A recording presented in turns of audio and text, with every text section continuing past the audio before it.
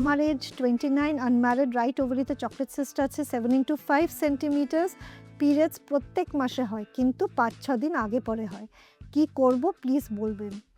যেহেতু আপনি আনম্যারিড আছেন, তাহলে আপনার সিস্ট কমানোর জন্য ওষুধ নেওয়া উচিত। এন্ডোমেট্রিওসিসের 2 ধরনের ট্রিটমেন্ট হয়, একটা হচ্ছে সার্জিক্যাল, একটা হচ্ছে মেডিকেল। জেনারেলি আমরা অ্যাডভাইস করি যে সার্জারি আপনি একবারই করাবেন। এন্ডোমেট্রিওসিসের রেকারেন্স রেট হাই, তার মানে আপনি একবার সিস্ট সার্জারি করার পরেও কিছু বছরের পর আবার সিস্ট হতে পারে। আপনার যদি সিমটমস কম থাকে, ব্যথা না থাকে, তাহলে আপনি মেডিকেল থেরাপি ট্রাই করতে পারেন।